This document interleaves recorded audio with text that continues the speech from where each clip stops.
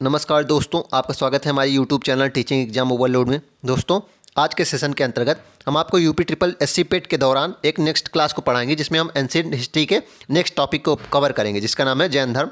चलिए फिर बिना किसी देरी के सेशन को शुरू करते हैं। सेशन को शुरू करने से पहले हमारी एक रिक्वेस्ट है कि हमारे चैनल को लाइक करें, सब्सक्राइब करें तथा ज़्यादा से ज़्यादा शेयर करें। तो आज का हमारा टॉपिक है जैन धर्म। जैन धर्म के बारे में पहला इंपॉर्टेंट बिंदु क्या बनता है कि इसमें 24 तीर्थंकर थे। ध्यान रखिएगा, जैन धर्म में कितने तीर्थंकर थे? 24 थे। और इनके बारे में जो उल्लेख मिलता है कल्पसूत्र नामक पुस्तक में मिलता है जिसके रचयिता हैं भद्रबाहु। तो पहला बिंदु क्या हो गया कि जैन धर्म के जो 24 तीर्थंकर थे उनका उल्लेख कल्पसूत्र नामक पुस्तक में मिलता है जिसके रचयिता थे भद्रबाहु। और जैन धर्म सिंधु घाटी सभ्यता के समकालीन थी। ध्यान रखिएगा, जो जैन धर्म था वह सिंधु घाटी सभ्यता से ही चला आ रहा था। तो यह इंपॉर्टेंट बिंदु है। पहले तीर्थंकर जो 24 तीर्थंकर की संख्या है जैन धर्म में, उसमें से पहले थे ऋषभदेव। ऋषभदेव, तो इसमें आपको क्या याद करना है कि इनका प्रतीक चिन्ह ऋषभदेव थे, इनका प्रतीक चिन्ह 60 था, आपको ये याद करना है। तथा उपनाम केशरिया देव था और आदिनाथ था। और इसका वर्णन ऋग्वेद में मिलता है। ध्यान रखिएगा, इसका वर्णन ऋग्वेद में मिलता है, आपको इसको याद करना है। दो पुत्र आपको नहीं याद करने हैं। पेट में आपको क्या क्या याद करना है कि इसमें पहले तीर्थंकर का नाम याद करना है, ऋषभदेव थे, इनका प्रतीक चिन्ह सांड था, तथा केसरिया देव और आदिनाथ इनका नाम उपनाम था और इनका वर्णन ऋग्वेद में मिलता है। चलिए अब आगे देखते हैं। दूसरे तीर्थंकर का नाम क्या था? अजीतनाथ था और इनका प्रतीक चिन्ह हाथी था। ध्यान रखिए, प्रतीक चिन्ह सबका इंपॉर्टेंट है। दूसरे तीर्थंकर का नाम क्या हो गया? अजीतनाथ, और जो उनका प्रतीक चिन्ह था हाथी था। तीसरे का क्या नाम था? संभवनाथ था और इनका प्रतीक चिन्ह घोड़ा था। 21वें नेमिनाथ थे। ध्यान रखिएगा, 21वें नेमिनाथ थे और प्रतीक चिन्ह नीलकमल था। 22वें तीर्थंकर इंपॉर्टेंट है, आप 21वें को छोड़ भी सकते हैं। ध्यान रखिएगा, 21वें को छोड़ भी सकते हैं। 22वें इंपॉर्टेंट है अरिष्टिनेमी या फिर नेमिनाथ, इनका क्या था? शंख था। ध्यान रखिएगा, इनका शंख था। 23वें मोस्ट इंपॉर्टेंट हो जाते हैं पार्श्वनाथ। पार्श्वनाथ का क्या था? सांप था, इनका प्रतीक चिन्ह सांप था। इनको निर्ग्रंथ भी कहा गया। तो इसमें आपको क्या क्या याद करना है? आपको याद करना है कि दूसरे तीर्थंकर का नाम था अजीतनाथ और प्रतीक चिन्ह हाथी था। तीसरे का संभवनाथ था, नाम और प्रतीक चिन्ह घोड़ा था। 22वें तीर्थंकर का नाम अरिष्टिनेमी था या फिर नेमिनाथ भी इन्हें कहा गया और इनका प्रतीक चिन्ह शंख था। 23वें का प्रतीक चिन्ह सांप था और पार्श्वनाथ इनका नाम था, निर्ग्रंथ भी नाम था। इन्होंने ही 4 शिक्षाएं दी। जो मैंने आपको बता रहा हूँ कि जैन धर्म में 5 शिक्षाएं प्रचलित हैं और उसमें से जो 4 शिक्षाएं हैं उसको पार्श्वनाथ में दी थी और 5वीं अंतिम तीर्थंकर महावीर स्वामी ने दी थी। तो 4 शिक्षाएं क्या क्या थी कि सदैव सत्य बोलो, अहिंसा के मार्ग पर चलो, अस्तेय अर्थात चोरी नहीं करना है आपको, और अपरिग्रह मतलब किसी भी चीज़ को ज़्यादा संग्रह नहीं करना है। अगर आपका काम एक कपड़ों से चल रहा है एक जोड़ी से, तो आपको एक जोड़ी ही रखना है, आपका संग्रह नहीं करना। यही था अपरिग्रह का मतलब। इसे क्या कहा गया? 4 महाव्रत कहा गया। और 5 महाव्रत किसने जोड़ा था? महावीर स्वामी ने। तो चलिए आपको बता देते हैं फिर 24वें तीर्थंकर कौन थे? महावीर स्वामी थे। ये वास्तविक संस्थापक कहलाए जैन धर्म के। ध्यान रखिएगा, महावीर स्वामी वास्तविक संस्थापक कहलाए। अगर जैन धर्म का संस्थापक पूछेगा तो आप किसे बताएंगे? आप बताएंगे ऋषभदेव को, पहले तीर्थंकर जो थे। वास्तविक संस्थापक पूछेगा तो आप नाम लेंगे महावीर स्वामी का। इनका प्रतीक चिन्ह क्या था? इनका प्रतीक चिन्ह था सिंह। ध्यान रखिएगा, इनका प्रतीक चिन्ह सिंह या शेर था। और 5वां जो महाव्रत दिया, इन्होंने 5 महाव्रत में 5वां महाव्रत दिया ब्रह्मचर्य।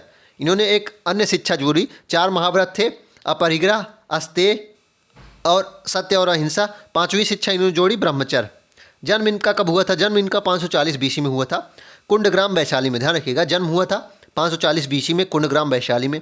मृत्यु इनका हुई थी 468 बीसी में। मृत्यु इनकी कब हुई थी? 468 बीसी में पावापुरी में। ध्यान रखिएगा, पावापुरी दीपावली के दिन हुई थी मृत्यु। यह इंपॉर्टेंट बिंदु बन जाता है, दीपावली के दिन इनकी मृत्यु हुई थी। पिता का नाम इनके सिद्धार्थ था। पिता का नाम सिद्धार्थ था जो ज्ञात्रिक कुल के या इक्ष्वाकु वंश थे। ध्यान रखिएगा, पिता का नाम सिद्धार्थ था जो ज्ञात्रिक या इक्ष्वाकु वंश के थे। माता का नाम इनकी त्रिशला था जो लिच्छवी नरेश चेटक की बहन थी। ध्यान रखिएगा, मोस्ट इंपॉर्टेंट बिंदु है कि महावीर स्वामी की माता का नाम त्रिशला था जो लिच्छवी नरेश चेटक की बहन थी। बचपन का नाम इनका वर्धमान था। इनका बचपन का नाम क्या था? वर्धमान था। और पत्नी का नाम यशोदा था। जो स्लाइड है, इस स्लाइड में देख लेते हैं क्या क्या इंपॉर्टेंट है। इस स्लाइड में इंपॉर्टेंट आपका क्या हो जाता है, शुरू से देख लेते हैं एक बार और। आपको एक बार और रिवाइज करा देते हैं कि कल्पसूत्र पुस्तक में 24 तीर्थंकरों का नाम वर्णन है जिसे भद्रबाहु ने लिखा है। जैन धर्म के समकालीन था। पहले तीर्थंकर ऋषभदेव थे, प्रतीक चिन्ह उनका सांड था और उपनाम केसरिया देव और आदिनाथ था और इसका वर्णन ऋग्वेद में मिलता है। उसके बाद दूसरे तीर्थंकर अजीतनाथ थे, प्रतीक चिन्ह हाथी। तीसरे संभवनाथ थे, प्रतीक चिन्ह घोड़ा था। 22वें अरिष्टिनेमी थे या फिर नेमिनाथ भी कहा जाता है, प्रतीक चिन्ह शंख था। 23वें तीर्थंकर पार्श्वनाथ थे, ध्यान रखिएगा। 23वें तीर्थंकर पार्श्वनाथ, जिन्हें निर्ग्रंथ भी कहा गया, और इनका प्रतीक चिन्ह सांप था, इंपॉर्टेंट है। इन्होंने 4 शिक्षाएं दी थी, सत्य, अहिंसा, अस्तेय, अपरिग्रह, जिसे महाव्रत कहा गया, 4 महाव्रत कहा गया। 24वें तीर्थंकर महावीर स्वामी हुए, जो वास्तविक संस्थापक थे जैन धर्म के। इन्होंने 5वां महाव्रत जोड़ा, ब्रह्मचर्य का पालन करना। इनका प्रतीक चिन्ह था शेर या सिंह। जन्म 540 BC कुंडग्राम वैशाली में हुआ था। मृत्यु इनकी 468 BC में पावापुरी में हुई थी, दीपावली का दिन था। पिता से इनके सिद्धार्थ थे, ज्ञात्रिक वंश के। माता त्रिशला थी, लिच्छवी नरेश सेठक की बहन। बचपन का नाम इनका वर्धमान था, पत्नी यशोदा थी। चलिए आगे देखते हैं। पुत्री का नाम इनके अनुजा प्रियदर्शनी था। पुत्री का नाम क्या था? अनुजा प्रियदर्शनी। दामाद इनके जामाली थे, जो इनके प्रथम शिष्य भी हुए थे, ध्यान रखिएगा। दामाद इनके जामाली थे और इनके पहले शिष्य भी यही हुए। पहला उपदेश इन्होंने इन्हें ही दिया था और अर्धमागधी भाषा में यह उपदेश दिया था, ध्यान रखिएगा। पहला उपदेश जो दिया था इन्हें ही दिया गया था, जमाली को, जो इनके दामाद थे और प्रिय शिष्य भी थे, पहले शिष्य थे, सॉरी। और यह अर्धमागधी भाषा में दिया गया। भाषा इनकी बाद में क्या हो गई थी? प्राकृत हो जाएगी। तो प्रश्न बनता है कि जैन धर्म में भाषा का किस भाषा का प्रयोग किया गया था? तो वह प्राकृत भाषा का प्रयोग किया गया था, ध्यान रखिएगा। पहले अर्धमागधी भाषा का प्रयोग हुआ, लेकिन बाद में उसकी भाषा क्या हो जाएगी? प्राकृत हो जाएगी। 30 वर्ष की अवस्था में अपने भाई नंदिवर्धन से अनुमति लेकर गृह त्याग किया। कभी कभी प्रश्न ये भी बन जाता है कि महावीर स्वामी ने किससे अनुमति लेके, जो अवस्था में किससे अनुमति लेके गृह त्याग किया? तो वह अपने भाई, बड़े भाई नंदिवर्धन से अनुमति लेके गृह त्याग किया था। पहले 6 वर्ष यह अपने मित्र मक्खली गोसाल के साथ रहे, ध्यान रखिएगा। 30 वर्ष की अवस्था में इन्होंने गृह त्याग किया और पहले 6 वर्ष अपने मित्र मक्खली गोसाल के साथ रहे, जिन्होंने आजीवक संप्रदाय के प्रतिपादक के रूप में जाने जाते हैं। ध्यान रखिएगा, प्रश्न बनता है कि आजीवक संप्रदाय के प्रतिपादक कौन है? तो वह महावीर स्वामी के मित्र मक्खली गोसाल थे। चलिए आगे देख लेते हैं। इन्होंने 12 वर्ष तप किया। 12 वर्ष तप किया।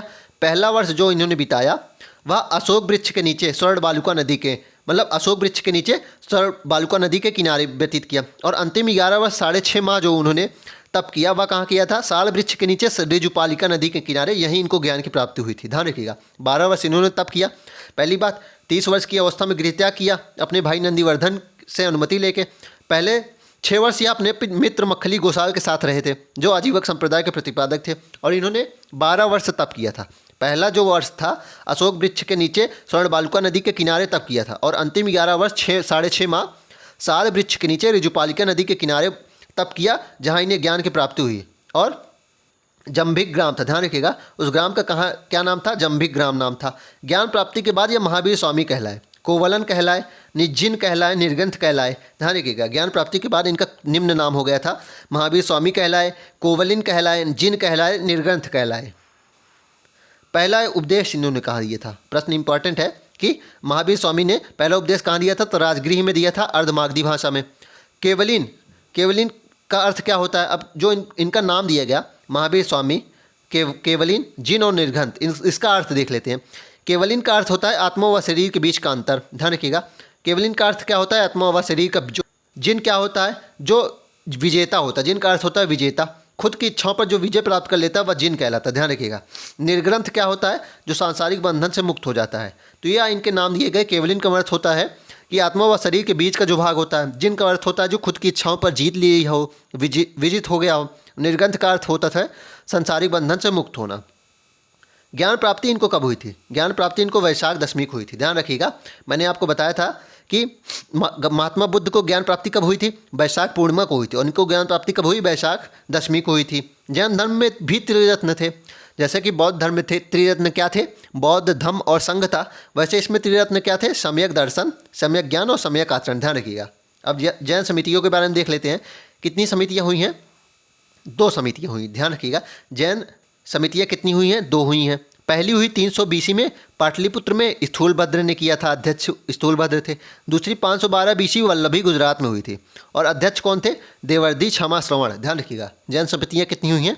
2 हुई हैं। जैसे बौद्ध समितियाँ 4 हुई हैं, वैसे जैन समितियाँ 2 हुई हैं।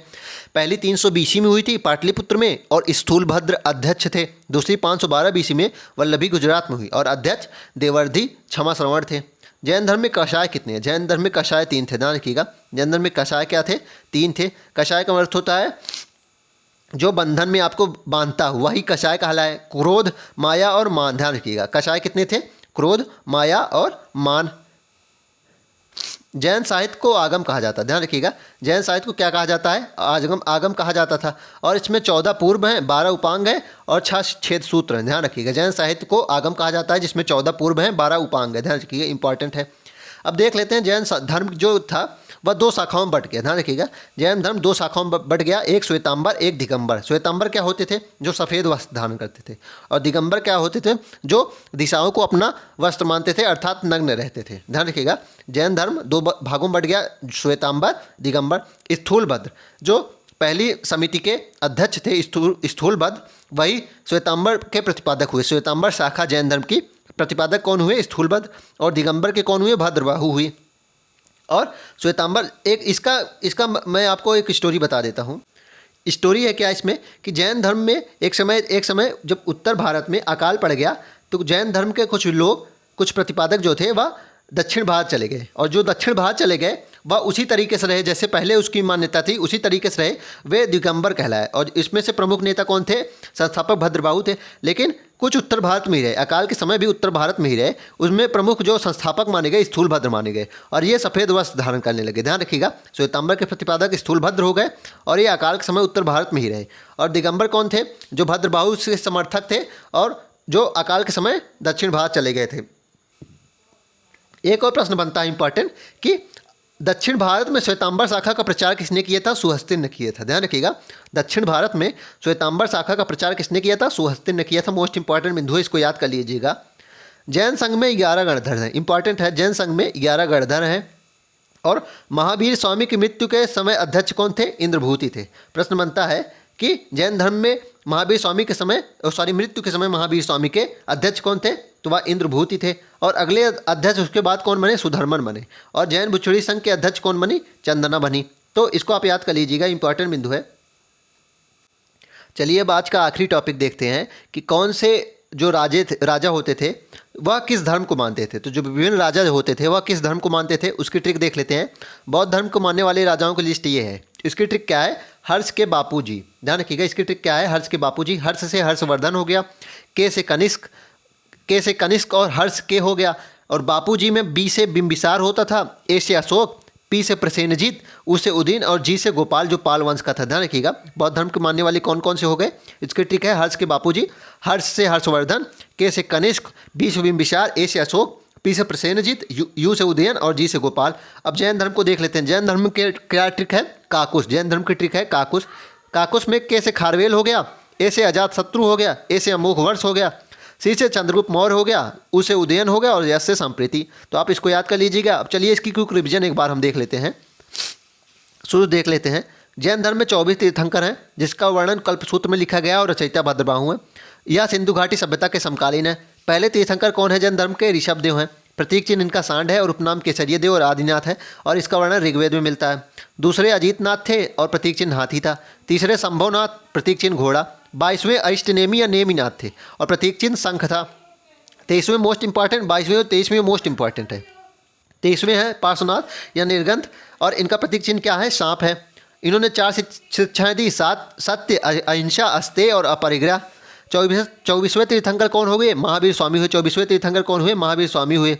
और इन्होंने 5वीं शिक्षा दी। प्रतीक चिन्ह इनका शेर या सिंह था और जन्म इनका 540 BC कुंडग्राम वैशाली में हुआ। मृत्यु 468 BC पावापुरी दीपावली के दिन हुई। पिता का नाम इनके क्या था? सिद्धार्थ। पिता का नाम क्या था? सिद्धार्थ। ज्ञातिक वंश के थे। माता त्रिशला थी लिच्छवी वंश की और चेटक की बहन थी लिच्छवी वंश में। बचपन का नाम वर्धमान था, पत्नी का नाम यशोदा था। पुत्री का नाम इनके था अनुजा प्रियदर्शनी। दामाद जमाली थे जिन्हें इन्होंने पहला उपदेश इन्हीं को दिया, अर्धमागधी भाषा में दिया।